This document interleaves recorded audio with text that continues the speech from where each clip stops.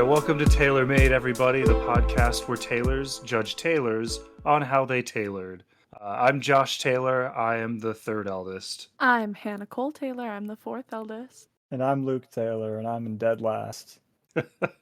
You finally accepted that moniker. Yeah. What's going on with you, Luke? How you been? What have you been up to in the last month? Oh, geez. Quite a bit, and most of it related to Magic the Gathering. Last episode was long enough ago that I mentioned Magic. Oh, yeah. Okay. I mean, I've done more since then, I believe. For one, I actually got real cards, like physical Nice. ones, rather than just the proxies that I'd been printing up. All right. Especially since I found out that my LGS, for their Commander Night, they do not allow proxies, which makes That's sense. pretty common. Yeah, but I bought myself a couple pre-mades, pre-cons, Nice. and Nice. I've started going there every Friday for their Commander Night, and it has That's been amazing. great fun. I've also been learning how to sculpt on Blender, but that's been more of a side thing, I guess. Doing some 3D modeling. Yeah. How about you, Hannah? What have you been up to the last month? Well, it's been winter break, so I finished out the semester with A's in all my classes, so I'm happy about that. And then I got to spend 2 weeks in Chicago at your house. So I Yeah, think that you was a know lot about of that fun. one. That was so much fun. And then I went to Columbus to visit a friend, so I've been all over, and now I'm finally home. None of my roommates are getting back until closer to when classes actually start, so I get to just be home alone and living alone for the next 2 days. So That's pretty very nice. excited to Have some have quiet time to yourself. Exactly. It was so nice. I kind of didn't know what to do with myself because I've been around people all the time for the past God, who knows even how long it's been since I've been alone in a house. I have 3 roommates. So even when I'm Yeah. home for the semester, I'm never home alone. There's always someone here. So I kind of just paced around the living room for a while, just what do I do with my body? How do I stimulate myself? Until I settled on playing Stardew Valley for 5 hours. So That's a good go-to. I don't tell Zelly. I finally got into the walnut room, the golden walnut room on Ginger Island, where you can see your perfection tracker, and I'm way behind her because she sent me hers a little while ago. She's Wow. been there. But I guess that's the price of being a productive human in society, holding jobs and Wow. going to university. Shots fired. It's okay that I say that. I said that to her face too. And In she other laughed, news, so Zelly it's isn't on the okay. call today. She's not here today, so she can't defend herself. But her bum ass is at 87% perfection, while I'm only at 56. She's been playing the game for a year. I've been playing for 5. So but to be fair, when I started playing, it wasn't until earlier this year that I even knew that perfection was a thing. I didn't have any goals in Stardew Valley. I was a pretty slow. I was going at my own pace because I didn't know what all the goals and things you were supposed to do were. I was just doing things. So, and I was ignoring people. One of the tracker things is that you have to be 100% friendship level with every single character. And there are characters I didn't like. I've never talked to Clint because he's a fucking weirdo. But now I have to be his best friend. I think that sucks. I have to be best friends with the fucking weirdo freak for me to get perfection. Whatever. Wait. What makes Clint a weirdo freak? He literally, I'm pretty sure there's a scene where he's looking through one of the other characters' windows because he has a crush on another girl in the town. So he looks through her windows and Yeah. So he was doing an Edward, right? That does sound like a weirdo freak territory. That sounds like pretty textbook. No, he's such a weirdo. He's such a weirdo. But now Alright. I have to be friends with him. So that's what I'm working on. My New Year's resolution, get further than Zelly in Stardew Valley. That's what I'm gonna do. Well, I'm glad you gave us a New Year's resolution because we did that on the last I- episode that it was everyone I except know. you. I know, and I listened to it. I listened to it because I'm Josh's favorite sibling, and I do what he asked me to do. And I That's listened to right. the episode, and it was pretty good. I heard everybody's New Year's resolutions, and I think that they were pretty fire. I'm really looking forward to see how Randy becomes taller. Me too. I look forward to seeing how Randy becomes 7 feet tall next year. Yeah, I'm excited to see how everything shakes out for everybody. I can't remember what mine was. You were going to start your Etsy shop. Oh, yeah. Yes, Yeah, yes. so once that goes live, link in the description. Yeah, super super fun conversation you had for this audio only podcast about the crochet thing that Luke Hey, made. I the hat tried that to he describe made. it. You did, but I don't think any descriptions do it justice. That's I true. don't think it does. So share, like, and follow if you think we should have a visual Hannah, you visual can't say that. component. Where are they going to like and follow us? We don't have any kind of internet presence because Zelly hasn't done it yet. Cause she is a bum. She's been too busy playing Stardew Valley. Oh, God. Oh, God. Well, anyways, so I guess building off of what's new with Hannah, what's new with me, yeah, I had you over for a couple weeks at our house. It's a ton of fun. I kicked your ass at Magic. I know. And I got lots of questions about what the young lingo is. Like when you kicked my ass my in God. Magic, and Luke said, yeah, get my lick back. And you said, so was that a typo? And I go, no. Oh, my I sweet figured that summer would confuse child. you. As soon as I sent the message, I was like, oh, Josh isn't going to know what the hell I'm saying. No, he had no idea. He thought it was a typo. And I was like, no, that's not a typo. I'm You gotta just be in the old. know. Did you actually explain what it means or just say, oh, no, he meant what? You No. intended it, right? I explained it. Okay. Josh is officially Unk now. He also turned 36 since last Yep. time. 36. Wow. Although I have decided that I'm moving my birthday from December 17th to January 17th because I'm tired of sharing the month of December. I'm going I to be think honest. Josh, I think you need to start talking to some people with January birthdays because it's not better. Hey, You know, Mom's birthday is January 14th, and when have you ever done anything for Mom's birthday? Tell me, what have you ever what? done for our mother's birthday? I don't think people often do big elaborate things for their mother's birthday. That's not true. That's not true, Joshua, because you know it's what? not? For the last 4 years, me, Zelly, and Rachel, the best children in our family, have taken her for a girls' trip. That's why we went to your baby shower, was for Mom's birthday gift, was us planning the baby shower with Miriam.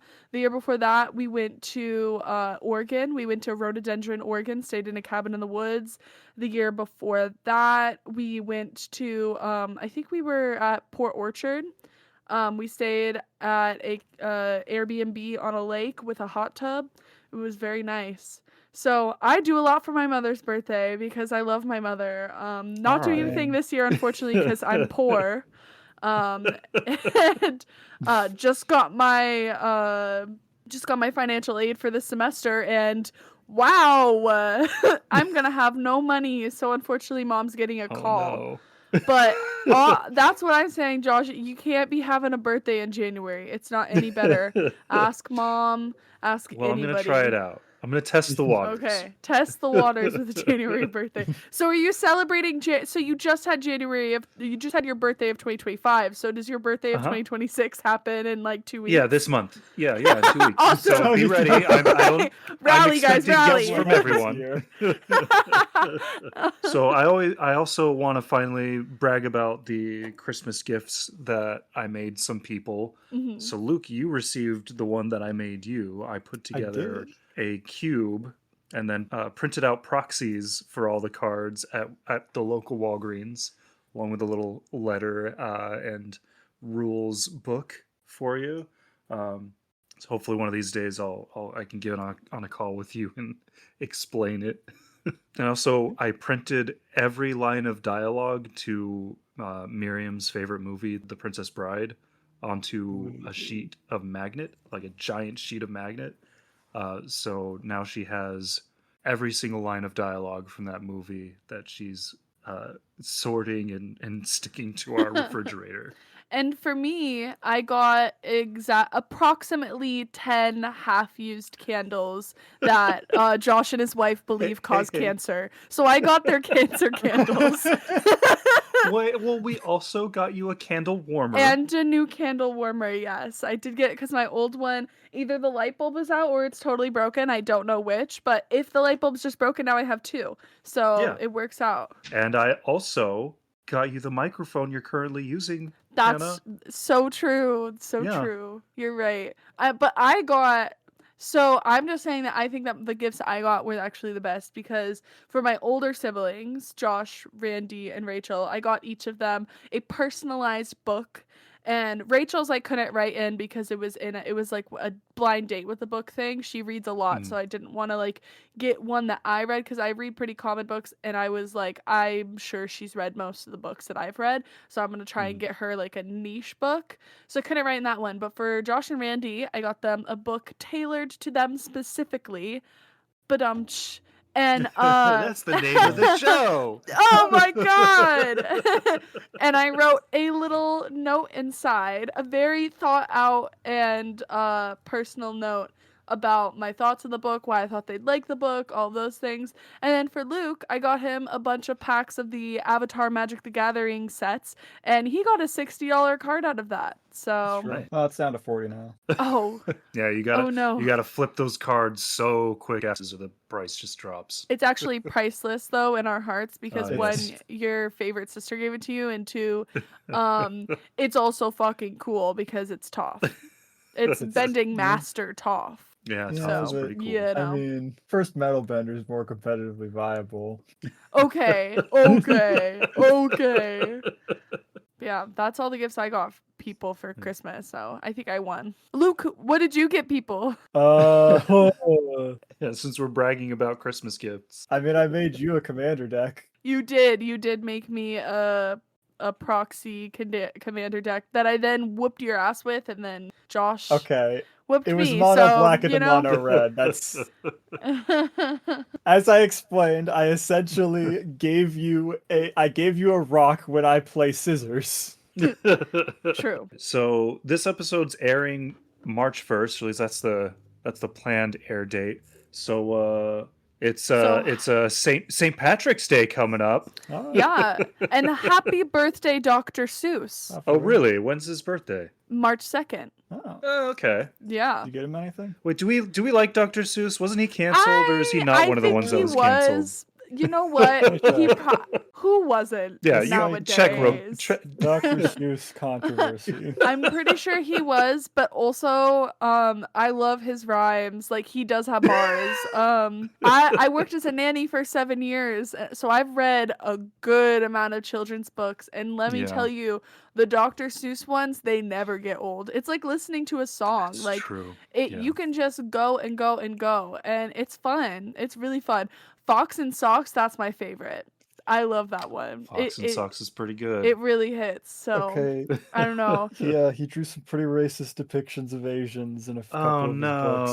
Oh man,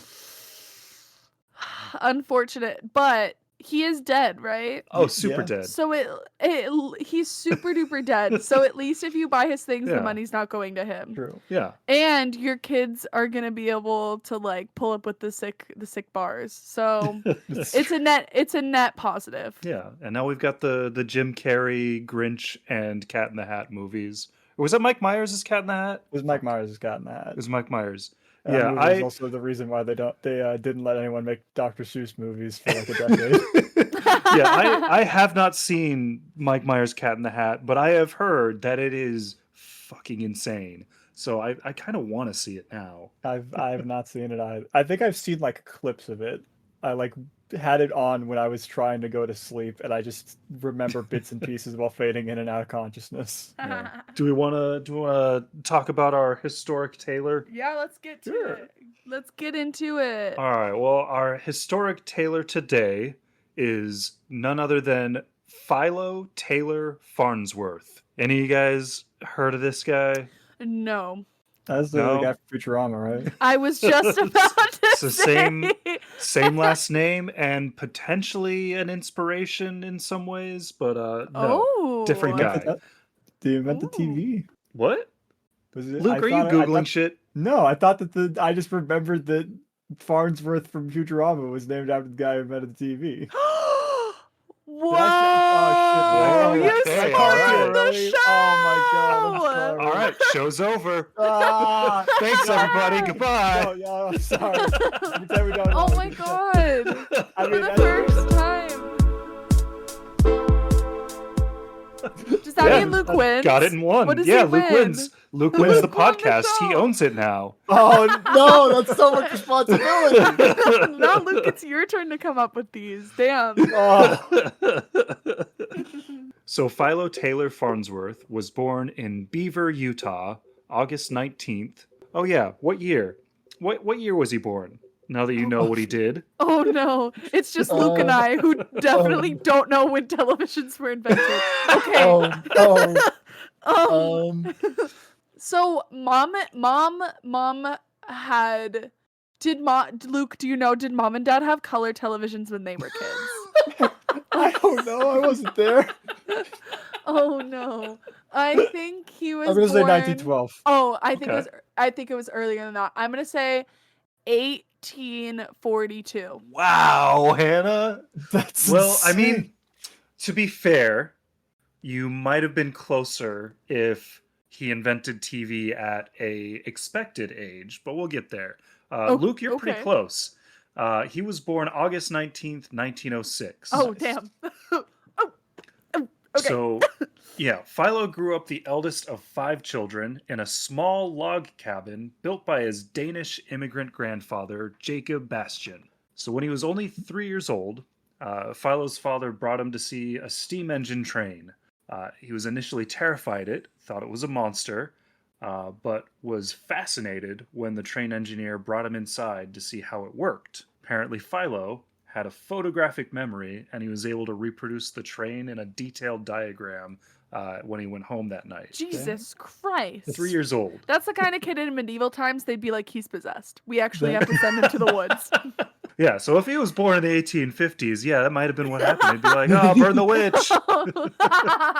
At a young age, Philo was absolutely obsessed with technology, recalling later in life how impactful it was the first time he used a telephone and listened to a hand-cranked phonograph. Yeah, people like that existed back then, and people still say, "Oh, they didn't have autism back then." People. No, autism is caused by Tylenol, clearly, because it Three-year-old didn't walked exist. into a train and then just immediately memorized the entire layout of it. He's just nah. In 1918, Philo's family left the humble log cabin to move into a relative's 240-acre ranch in Idaho. So now 12, Philo was ecstatic to learn that this ranch was wired for electricity. Ooh. This is pretty rare at this time in rural America. Around this time, only about a quarter of American homes even had electricity, and pretty much all of them were in the cities. Rural America, you basically were guaranteed to not have electricity. So it was a very rare sort of, rural ranch that had electricity. Man. Damn. Rather than being connected to like a municipal grid, the electricity on the ranch came from a generator, and it would very frequently fail. Every time it did, a repairman was called to fix it, and Philo would watch everything he did and barrage him with questions on how things worked. Yeah, I mean, as is to be expected from an autistic youth. Yeah. It's an autistic 12-year-old, like, what's this do? Why are you doing that? Why are you doing that? Luke is, sorry, line incoming. Game recognized game. Luke can read him. Luke knows. Yeah. Real recognized real. Luke knows exactly what's up with that kid. Dude, you mentioned trains, and I was like, Philo very quickly learned to maintain and repair the generator, possibly utilizing the massive cache of science and technology magazines that he'd found in the attic which he turned into his bedroom on the ranch. I love that in the early 1900s, kids could just like do whatever the fuck they wanted. I like yearned for that as a child. I was like, I want to build my room like just in a tree.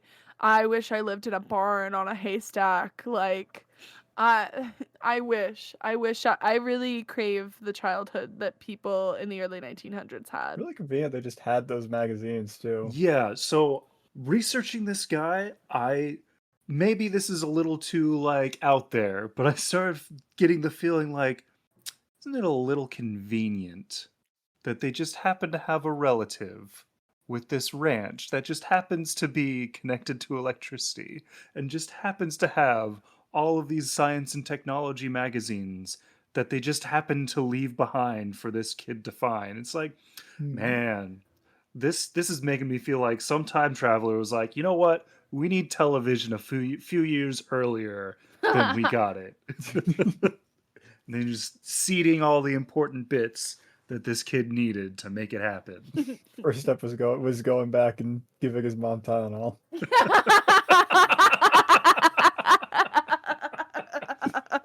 Jesus Christ. I don't think we could drag this bit out the entire fucking podcast, unfortunately. So within his first year on the ranch, Philo found and restored a burnt out engine on the property, and he used it to convert his mother's hand-powered washing machine into an electric-powered one, so he could save himself time where he was spending hours churning their dirty clothes. Instead, now he just turned on the machine, he could go do whatever else he wanted to do. Yes, the not even weaponized incompetence. This was like beneficial incompetence. Like not even incompetence because it was just like a not wanting to do something. Yeah, he's a kid. I love that. I love innovation out of laziness. That's Yeah. my type of innovation. Who wants to do laundry when, you could build an engine? Yeah, who wants to do laundry when you can draw an entire blueprint of something from memory? The next year, he won $25, a lot of money then, in a magazine contest with a thief-proof magnetized car lock design for the new Model T. That's crazy. That's Yeah. That's a crazy thing to just have a contest for. Right? They didn't have a lot to do back then. So the prompt was ways of improving the automobile, and he had the idea to make a lock for the doors. Pretty good idea. Wait, so he invented the TV and car door locks? Apparently. What? What? Are you kidding me? This guy's not real. This is a fictional. This has to be. Right? This is the kind of person where they make a movie about his life, and you're like, that was a fun fantasy. I wonder who actually invented all of these things. Like Forrest Gump. This is a Forrest Gump level of like suspended disbelief as you are learning about his life. Dude's moving like Phineas and Ferb. But he actually was also the inspiration of Phineas and Ferb. That's why their yeah. heads. Did he also have a triangle head? Because I'm starting to feel like everyone who is made based off of this guy has a triangle head. I've looked pictures of him, and he does have a very angular shaped face. We should have known. Apparently, the story goes, while plowing a field on the ranch during his final spring before he would begin high school, he had an epiphany. Quick aside for the context of this epiphany, in 1920, televisions sort of existed. They were all analog hybrids of electrical and mechanical parts working together to project simple, blurry images. The technology was seriously limited, and it was clear to everyone in the field that the next big step had to be going fully digital, but no one had gotten close yet to figuring out how to do that. So is this before or after the train movie that made everyone think they were gonna die? This was, what a good question, because that was film. That film is like fully analog. Train movie original 1896. So yeah. Okay. I was just wondering when the train thing first got mentioned. That was my first thought, was like him getting scared by the train. I was like, and then he invented film so that he could do that to everyone else. Yeah. So no, film's like a pretty analog technology. I think when I was thinking of when were televisions made, I was thinking of when did we have film. Right. And I was like, that was so long ago. And clearly, as soon as you film something, you're like, now how am I going to project this to everyone? That's your natural next thought. So Philo had been contemplating this issue of how to fully digitize television when he had the idea of transmitting the television signal in sequential lines like a plowed field, each building off the last to create a complete picture. So he thought if you did everything in sequential lines quick enough, which you could accomplish with a digital signal, you wouldn't even notice that you weren't getting the whole picture all at once, that it was line by line. That's crazy. So wild. He was 14.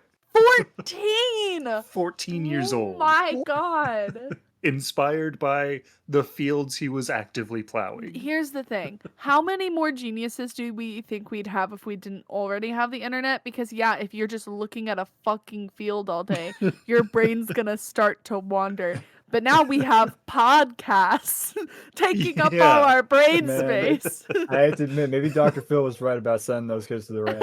Honestly, that is really what they needed. Honestly, the kids yearn for the ranch. They need it. Cool ranch. You could have the next Einstein, the next Farnsworth, but they're too busy playing Fortnite and hitting the vape pen. The next Einstein's too busy listening to a male manipulator podcast. But not this one. We're not. Instead of this, we're not like the other podcast. Right? Listen to this one instead. The Pick Me podcast. Anyways, so when school started in the fall, Philo finally convinced the senior level chemistry teacher, Mr. Tolman, to make an exception to his no freshman rule.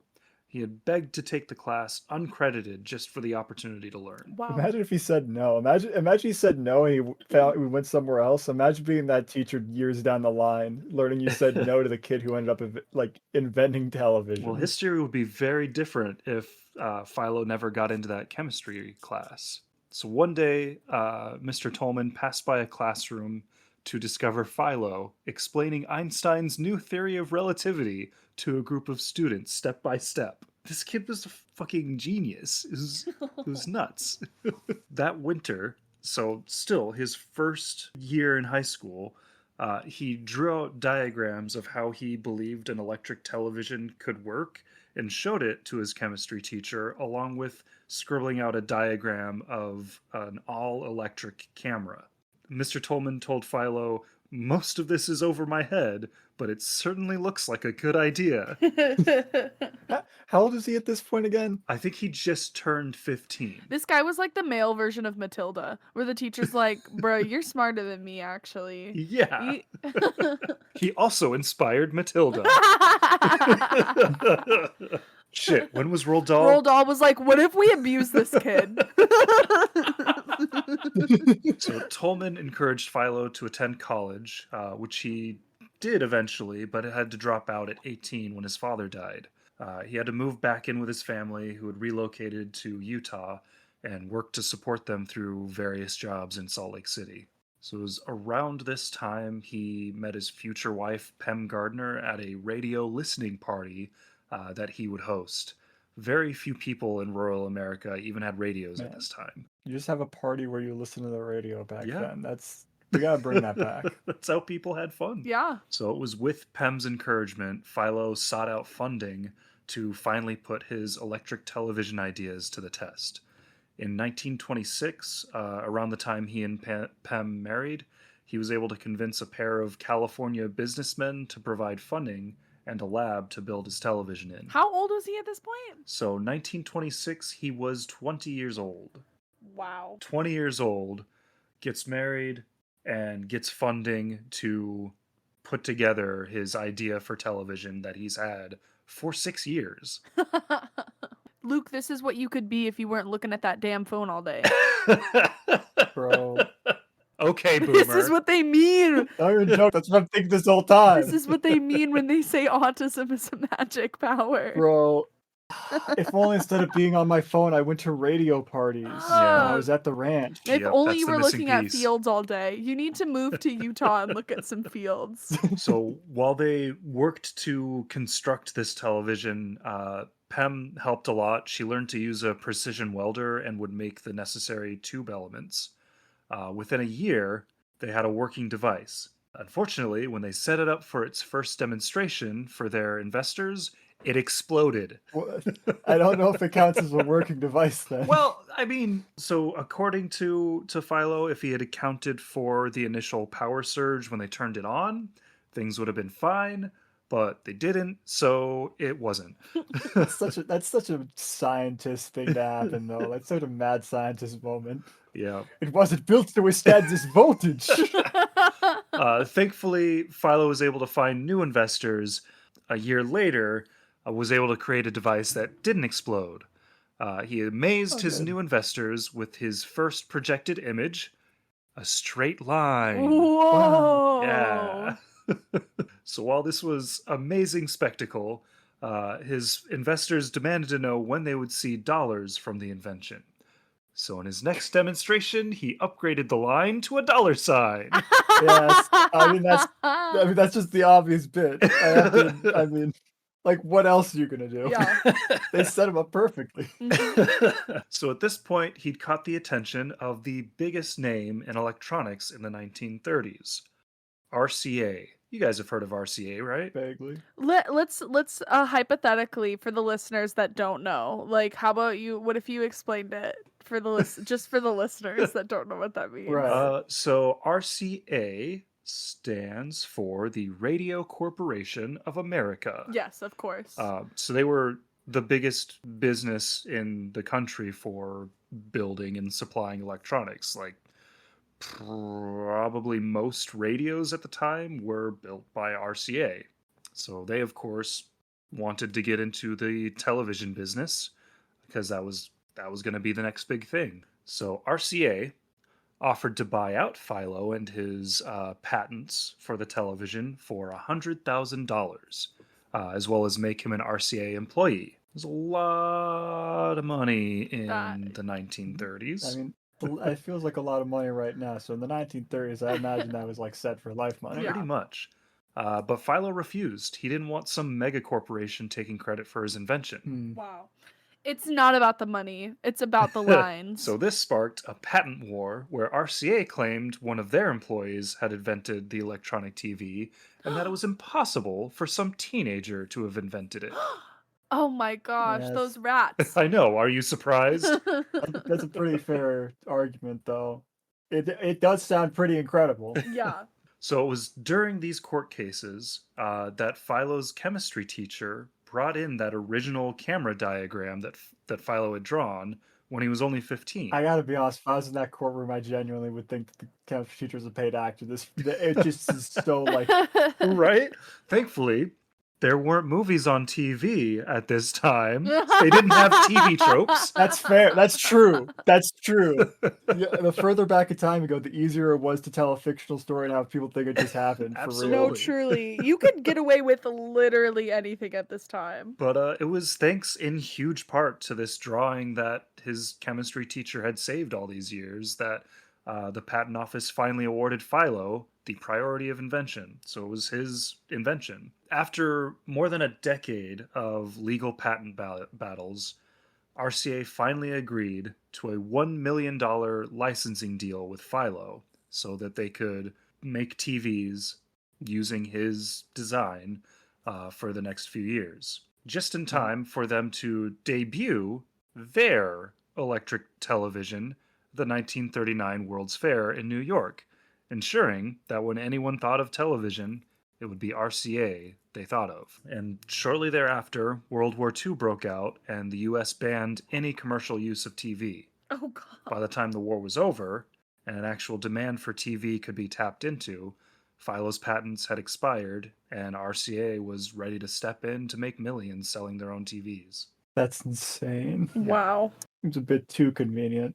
Right? How did this World War II thing start anyway?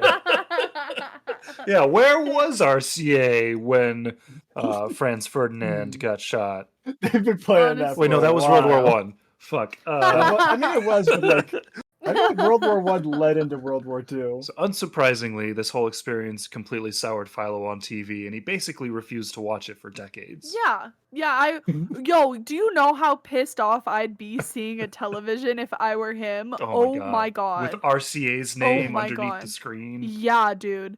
I would be livid. I would never Yeah. be able. That would be so devastating. Yeah, so he wouldn't even let his kids watch TV. He'd be like, oh, too much cowboy movies. But yeah, over the years, he continued to invent, receiving over 300 various patents in his lifetime. In 1936, this one really stood out to me.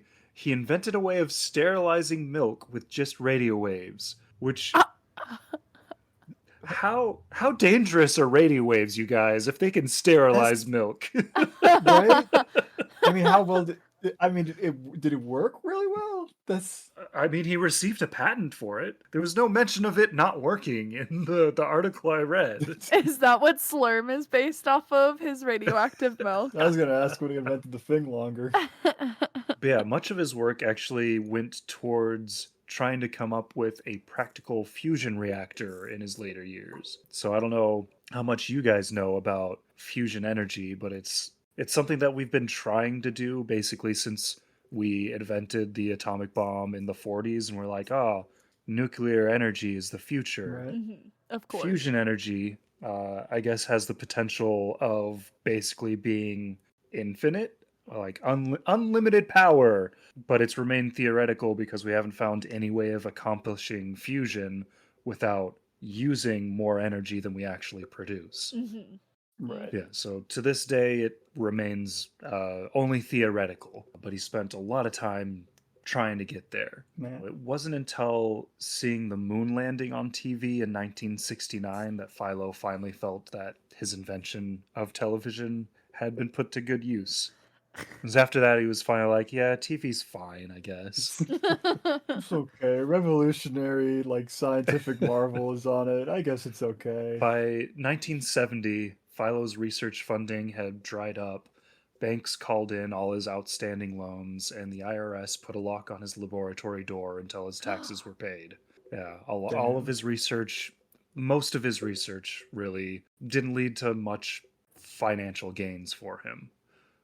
I guess he used basically all of the money that he made from that RCA deal to fund more research into more inventions. That makes sense. And none of them really paid off the way that television did for RCA. Damn. Man, if only it got on fusion first and wasn't sterilizing milk with radio waves. We could have had that. I think that if he got that started as soon as he was done with the TV, we would have Yeah. it now. We just don't get enough radioactive activity. It's all microplastics this, PFA is that. But where's the radioactive milk? Is that not the A2 milk? Isn't that what it is? I have no idea what you're talking about, but It's the new big thing. Never mind, ignore me. Sadly, at this point in his life, in his early 60s, and feeling like he never got proper recognition for his accomplishments, he began to drink heavily. And in 1971, he caught pneumonia and died on March 11th at his home in Holiday, Utah. Man. I feel like that's usually how it goes for really smart people. Really smart people are like usually just like do a lot of things when they're young and then they burn out really quickly. It's quite unfortunate. The burden of being a genius. True. Yeah. I know it well. Yeah, okay. So, a few other things that he contributed to the invention of, or just straight up invented, were the development of radar, infrared night vision devices, the electron microscope, the baby incubator, the gastroscope, and the astronomical telescope. All those things Philo played a part in inventing. The baby incubator? Yeah, keeping a baby warm and away from... And he didn't make money off of any of these inventions. Like, he made all of these, and every time they were just like, we're taking this. Maybe he probably made money. It's just that maybe he was working outside his means in terms of invention. He kind of sound like a mad scientist. Yeah. A little bit, yeah. He just needed to get into crime. That's what he was really missing. Spending all his money on big giant Tesla He coils. should have been a supervillain. He should have been a supervillain. That's always what they say. Yep, he also inspired Megamind, actually. Wait, are you being serious? No! I mean, you know? I mean, You don't know, actually. You were in actually, that right, you don't dude. I even wasn't know. there. He's got the big head, just like the other ones. So His wife, Pem, fought for decades after his death to assure his place in history. Philo had always given her equal credit for creating television, often saying, "My wife and I started this TV." man, that's so sweet. Yeah. based. Unfortunately, it wasn't really until the 90s that people started to recognize Philo's contributions. In fact, there's apparently a Broadway show about him and his life. There's a Broadway show about everything, man. That's true. As someone who loves musical theater, like, damn, you can find a musical about pretty much anything. They're Yeah. constantly putting that shit out. Pam died April 27th, 2006, at the age of 98. Like, Wow. far outliving him. She probably lived a much less stressful life. Wasn't drinking any of that radioactive milk. Luke, even you, the youngest among us, has lived lived on this planet at the same time as one of the inventors of the television. Yeah. Man, That's crazy. I could have met her. You could have met the woman whose husband was behind radioactive milk. I think that's been truly missed. I could have met her at the same age that he saw a train. So true. She could have been the train for you. Could have been the train. Dude, that's where my life went wrong. I know, it is. I'm sorry, Luke. So what do we It's think about okay. Philo? Huh? Philo Taylor Farnsworth. Definitely a thumbs up. Yeah, I that's a mean, thumbs up and thumbs down to what was it called? to RCA. RCA. Yeah, fuck thumbs RCA. down to RCA. Fuck RCA. I implore our listeners to never buy an RCA television or radio ever again. Are they, Or don't, are they I don't still in know. Wait, business? so is RCA still around? Are they still in Oh, business? yeah. Absolutely. Oh. Yeah, they're huge. Oh my god, really? Yeah. Well, damn, that's good to know. So now I get to actually use that. Boycott Next RCA. time I'm buying a product, if I see their name, I'm like, nah, I still don't forgive them for what they did to Farnsworth. Yeah, no, absolutely. We should make bumper stickers. Boycott RCA. It's a little late, but yeah. Justice for Farnsworth. Justice for Farnsworth. Philo Taylor Farnsworth. We got to get the Taylor in, you guys. That's important. That's true. Justice for Philo Taylor Farnsworth. Dude, once we really pop off, that's got to be one of our first pieces of merch is hoodies with that on the front. A t-shirt on the front of it says Justice for Philo Taylor Farnsworth. On the back it says Boycott RCA. I love True. All right, Luke, you're the artist. Get on it. it. Oh, man. So we've put out 3 episodes now. We have almost 60 episode downloads. Yay! Yay! But man, we got to get the word out on this podcast, you guys. Mm-hmm. We need reviews. We need people to talk about us. We need internet presence. Presence with a C, not presence with a T. If you want to send we'll us, take the presence. yeah, we I mean, want. those two. We yeah. like presents. You can send Yeah. us presents, but we also need internet presence. I mean, we got some in Singapore apparently, right? Yeah, we did. I mean, like Zelly said, it's probably just VPNs. I feel. Right. Let me believe. Let me believe there's someone in Singapore learning English I know, from us. you're right. Where's my whimsy? Yeah, Someone's learning English in Singapore from listening to our podcast. I love the idea of that. Yeah. Does anybody have a dad anecdote? I think it's your turn to pull up with the data anecdotes, Oh no, Josh. is it my turn? The younger Taylors, the littles have been pulling with our Yeah. fresh dad anecdotes, and we haven't had any dad anecdotes from before the 21st century. I mean, that's so true. God, I wish I could think of one. You've known him the longest. I sure have, which has given me the most time to forget. That's in the vault. Oh shit. Can I come back to this one? Oh, okay, well, I don't have any off the top of my head. Luke, do you have any new ones? We need a new one again, Oh. Luke. It's up to you as the one that still lives with him. Oh Yeah, man, I'm tell you what, somebody else have a Taylor to talk about, and I will have a dad anecdote prepared for that episode. I can't. None are coming to mind, I honestly. know, I'm like, dad. See, the thing is, my problem is I could tell you some dad anecdotes, but we can't post them. I don't think Rachel would appreciate me I've got sharing one. some of the dad anecdotes I got. Okay, go Josh. I've got one. All right. So this was, gosh, when was this? This was probably mid 2000s. Peak Facebook time. So we've had like several family albums that mom and dad have had in the house for a number of years, and I wanted to digitize all of them and put them on the Facebook. This was before all of the fear of companies and AI skimming all of our data on the internet. So I was like, oh, people might want to see these pictures. So I went through all of our family albums and took shitty, grainy, blurry pictures with my phone of each and every one of them and uploaded them to Facebook. I'm going through the albums, I'm uploading all these photos. I finish uploading every single photo from all of these photo albums, and I go through and I start tagging everyone who's in those photos that I know, that I'm friends with on Facebook. And as I'm doing this, it takes a few days to go through that and tag the photos. Dad takes me aside and says, "Hey, can you please take this picture down of me sticking my tongue out?" It's a picture of Dad. He's like in his 20s. I think I have not even been born yet. He's got sunglasses on. He's outside. He's got his tongue stuck out, and he asked me to take that picture down. And I'm like, okay, why?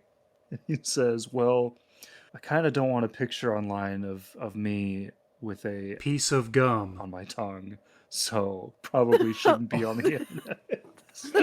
Oh, okay. Yeah, sure. I will take that down right away. Gosh. Sorry, Dad. It's so funny because the dad that was before we were born versus the dad now is clearly two very different people. I remember I asked him once if he had ever Drank. Coke, and he was like, Hannah, it was the 80s. Everyone Drank. Coke. I had a mini anecdote I was going to say that this has encouraged me to act. It's like Save it, it's Luke. a small thing. We need more. I don't We think need it's to save that them. well is gonna run dry. It's true. It's such a tiny thing though. We used like 3 of them in the episode we just released. I don't think the well's going to run dry on my end. I have to live with him. Okay, fair. is when I got home from a Commander night last night, and I'd like gotten a promo pack for attending, and I was like opening it, and I got my first card, and it was an absolutely insane like rules text where it was like keeping track of whether or not I have a prime number of lands on the board. Oh, I know that card. And I like commented on that, and I told Dad, dude, so I know I like try to say this game is not that confusing, but this one's like actually crazy.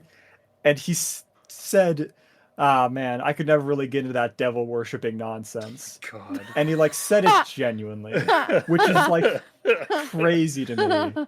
It's so strange to me how sometimes he is just actually one of those types of Christians, but only in Yeah. specific ways. Yes, our dad is he's quite a paranoid guy. Yeah. But gotta love him. Gotta The love other funny thing was immediately after that, I pulled an angel card from that same pack, Mhm. and I showed that one to him. Well, I'm sure it wasn't a biblically accurate angel. Those things are terrifying. It's true. It's true. I gotta print those though. I'd buy a pack of that. All right. Well, let's do the blah blah blah blah blah. Email us. Famous tailors? Is that what we gotta do? What? Taylor Swift again. Oh my No. God, modern tailors. We didn't do modern Yeah. tailors. Oh, I know, fuck. that's what I was saying. Modern tailors. We gotta do that. I don't have any, but Wait. No. Damn. I've got nothing. damn. Let me see if I can Google anything. I'm just Googling Taylor and looking in the news section. God damn it. When I Googled Stranger Things and Taylor, it's just Taylor Swift. No, seriously. If you Google Taylor anything, it's always Taylor Swift. It's Do true. minus Swift. Oh, here we go. Roy Carroll is portrayed by Pruitt Taylor Vince. He was just in season 2. He wasn't even in the newest season. But that connects to Stranger Things just ended. Do either of you guys watch Stranger Things? I love the show. Nope. I have not yet watched the latest season. I Okay. have not had time to watch a lot of TV. Come on, Josh. I haven't know, seen a single I episode. know. So that was really it was really just a last-ditch effort to get anything Damn other it. than Taylor Swift into the Well, zeitgeist. see, this episode's coming out in March. By then, no one's gonna give a shit about Stranger Things. So Oh, that's That's so true. That's so true. You're right. What's the point of any of this? If it, anything we talk about at this point, it's old fucking news by the time the episode comes out. You're right. Like no one even was gonna care about Farnsworth. No one anymore. gives What are we a doing? fuck. No one gives a fuck. as soon as more people start doing historic Taylors themselves, I can dedicate time to editing, and we can get these episodes out quicker. With me doing the bulk of the research, I need the extra time. You're right. It's our fault. It's our fault. Josh is just too busy. No. I No. think I more so blame the Taylors that are not on this call right now. I'm gonna That's be true. honest. That's true. Yeah. We should blame them. Having jobs and families Yeah. and stuff. Yeah, how dare they have families? How dare they? Yeah, if you guys listening, if you're a Taylor, if you want us to talk about a particular Taylor, email us at TheTaylorMadePod@gmail.com. So if you do it, you'll be the first one.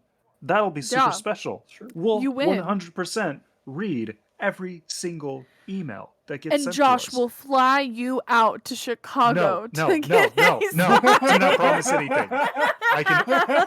I can only promise you that I will read it. Or, even better, write a review of our podcast if you liked it. Because no one's done that either. You'll be the first. Wouldn't that be cool? To forever be the first person who ever reviewed the best podcast ever, the Taylor Made Pod, at gmail.com. Send us You emails. liked it before it was cool. If you do, Josh will send you a gold-plated plaque No, with I will not. I will certainly thank you. I might even respond to the email. Wouldn't that be nice? You'll have an email from me, Josh, who you listen to on a podcast. The best Taylor. Aw, thank you, Luke. Anyways, that's gonna do it. We hope you listen to this podcast. We'll see you next month. Goodbye. Bye. Goodbye.